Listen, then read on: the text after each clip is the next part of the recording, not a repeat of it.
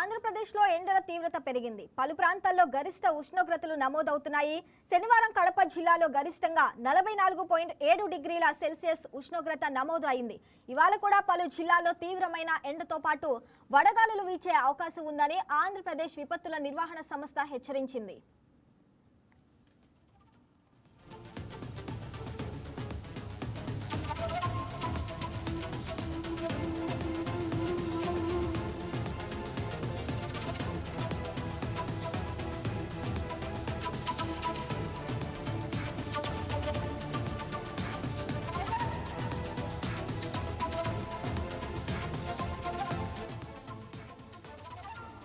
ఇక నిన్న ఏపీ వ్యాప్తంగా 200కు పైగా మండలాల్లో 40 డిగ్రీలకు పైగా ఉష్ణోగ్రతలు నమోదయ్యాయి.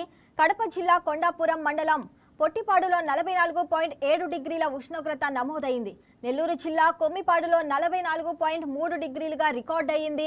ఇక కృష్ణా, ఎన్టీఆర్, పల్నాడు, ప్రకాశం, నెల్లూరు జిల్లాలతో పాటు రాయలసీమలోని కర్నూలు, నంద్యాల, అనంతపురం, శ్రీ సత్యసాయి, కడప, అన్నమయ్య, చిత్తూరు, తిరుపతి జిల్లాల్లో అధిక ఉష్ణోగ్రతలు నమోదయ్యే అవకాశం ఉంది. ఇక ముఖ్యంగా ఉత్తరాంధ్ర జిల్లాల్లో వడగాలులు వీస్తాయని, మొత్తం 93 మండలాల్లో వీటి ప్రభావం ఉంటుందని ఏపీఎస్డీఎంఏ తెలిపింది.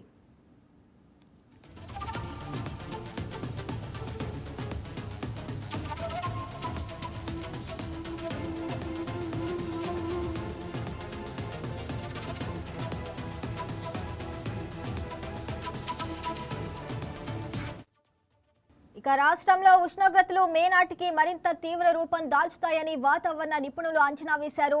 వడగాలులు ముప్పే మే చివరి వారంలో ఎక్కువ కానుంది. రాజస్థాన్లోని దార్ ఎడార్లో ఏర్పడే తీవ్ర వడగాలులు మధ్యప్రదేశ్ మీదుగా కర్ణాటక నుంచి రాయలసీమలోకి ప్రవేశిస్తాయని వాతావరణ శాఖ తెలిపింది.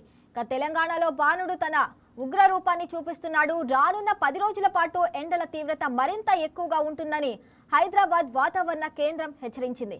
ఇక ఏప్రిల్ 22 వరకు పలు జిల్లాల్లో రికార్డు స్థాయిలో ఉష్ణోగ్రతలు నమోదయ్యే అవకాశం ఉందని స్పష్టం చేసింది. 40 డిగ్రీల నుంచి 44 డిగ్రీల సెల్సియస్ వరకు ఉష్ణోగ్రత చేరవచ్చని అంచనా వేసింది.